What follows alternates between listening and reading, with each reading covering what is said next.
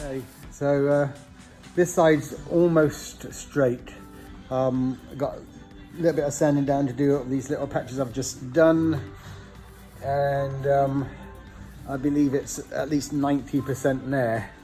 And the Slick Sand Evercoat primer will take care of most of the tiny imperfections, and then maybe there will be a few little things that I've missed which I can do then. So for my satisfaction, I think this is going to be good. So basically, you know, I welded in metal, ground it down with a grinder, then I used the short strand Evercoat, and then I used the Rage Gold Ultra, and then I used the Evercoat Gold Filler, which is a bit finer still, and then I will spray it with Slick Sand after I've epoxied it. So now that all the filler's nearly been done, I'll epoxy coat everything, the whole car, and that'll seal everything, and then I'll use the Slick Sand, which is basically a spray-on filler, and that'll give me a nice thick coating to block sand. So hopefully I'll get the car, you know, really straight, or really straight for an old car anyway. And by the time I base coat, clear coat it, it should be a real standout. I'm spraying it silver, which isn't the most flamboyant color in the world, but I think for this particular build, because it's kind of a monster car, it will kind of look menacing silver, you know, rather than a show car type paint job, which, you know, you look at it and think, oh, that's a show car. This will look kind of even more impressive, because it will look like a Mad Max Daily Driver car, but really crisp. And you can kind of tell what the silver will look like, because it's, you know, it's pretty close to what the metal color is now. So yeah, I'm kind of thinking of the old silver aeroplanes, you know, from the era. So I think it'll look really good. So I'm going to go down this side now, which has less imperfections than the other side. So I should get that done today, hopefully, and then I'll go over the top tomorrow, and then you know, probably take me about a day to prep the car, de-dusting it and masking it and stuff, and then maybe another day to prep the garage, and then I'll spray it in primer. So would have taken me about 7 to 8 months work every day. Probably cost me about $250,000 in labor if I paid somebody else to do it.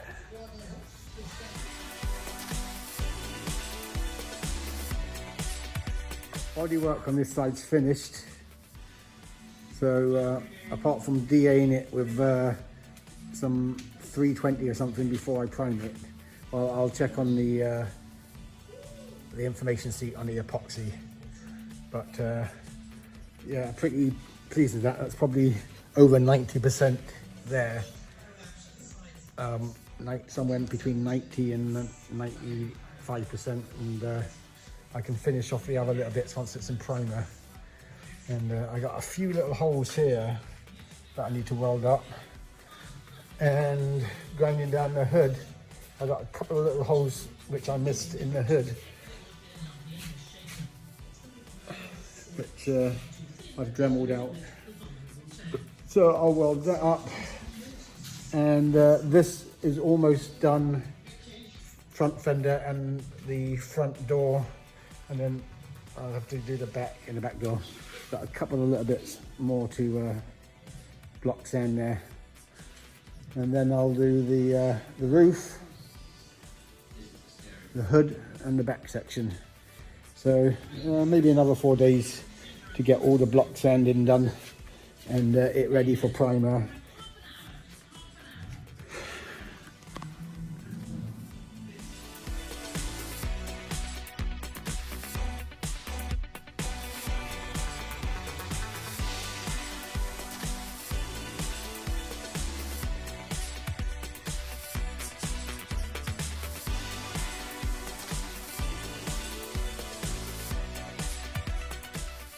Right, so this side's block sanded. I believe that once it's in primer, there'll be very few imperfections. Yeah, maybe a little bit wavy here and there, but you know, for how big it is, it's pretty good. I'm quite pleased with it. And ran by the back window.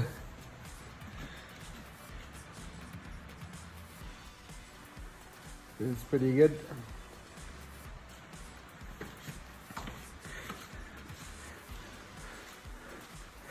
Really very few things to tweak now.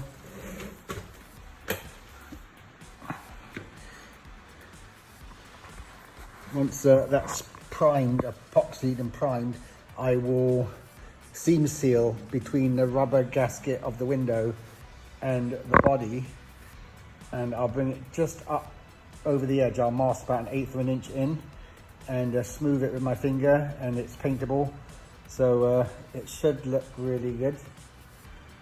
And I might do a little bit more to the roof. I'm happy with it, and you're not really going to see that. I might finesse it a little bit more. This side's block sanded. I also believe it's very straight. I still have to do the hood, a little bit of filler on the hood, and I have to weld up a few holes.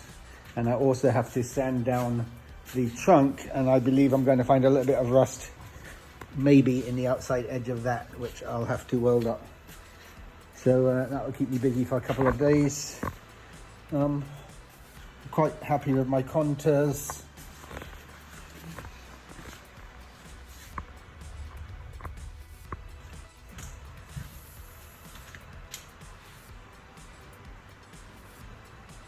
Once it's in primer, I'll be able to tell how good it looks.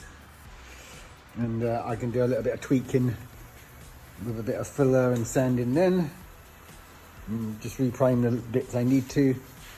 And hopefully I get the paint job pretty damn perfect.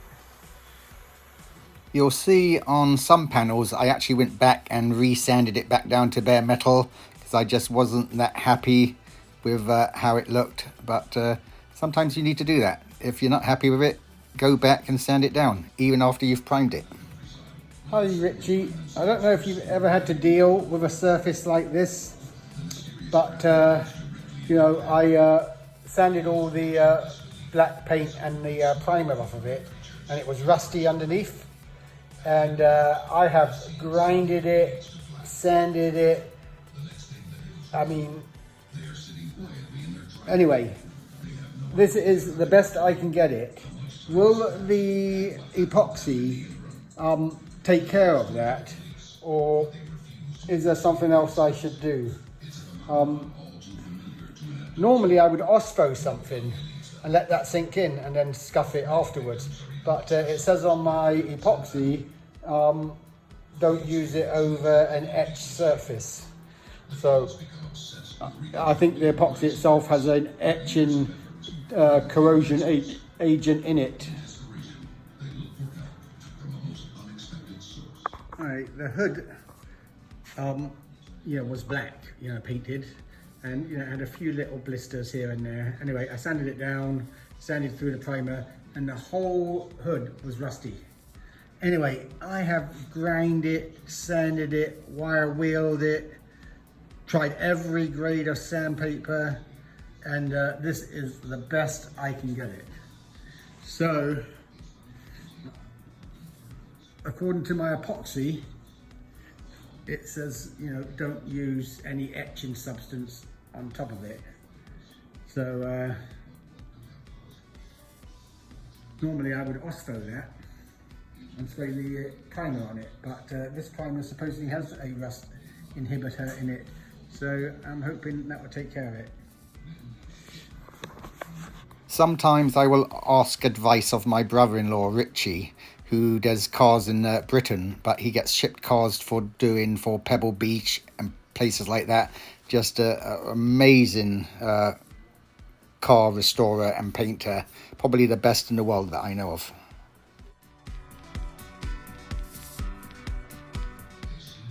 For some reason, they put a lot of Bondo on a lot of places in this car, in fact most of the car, for no apparent reason.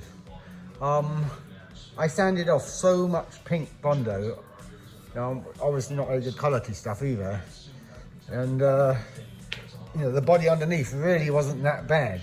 It did require a little bit more panel beating, but obviously they didn't do any of that, and for some reason they put Bondo on really thick. This fender here had masses of Bondo on it, and obviously there's some little dents in it here and there which I need to hammer out, which will only take me a couple of minutes. But they had masses of Bondo here. I just don't really know why. Very strange. Anyway, strip down. I'll get it pretty straight and get my epoxy and primer on it, and then I'll do a little bit of finessing after that.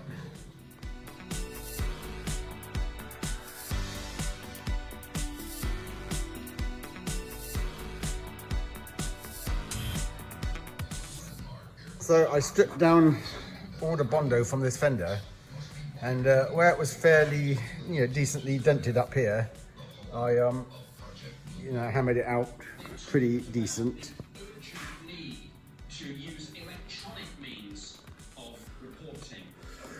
So I just need a little skim of filler on there, and obviously that's a much better repair than putting masses of Bondo on something. But I also hammered out dents in here. Right, I'm going to put some more filler on it now. So I put a little bit of filler there, and a little bit of filler in that area there, and then I hammered out a dent here, which I'll do, and then a couple of little dents up here. But as you can see, really isn't going to be too much filler on there, and I'm very happy with it. Sometimes you might not be 100% happy with a repair you've made, but at the end of the day, don't let that bog you down, because you're building your dream car, and the most important thing is to get it done and enjoy it. And that's the kind of philosophy that I follow. Otherwise, sometimes you just wouldn't finish anything, because it just gets to the point where you think, man, that's just not good enough, and you just end up getting bogged down trying to make something perfect.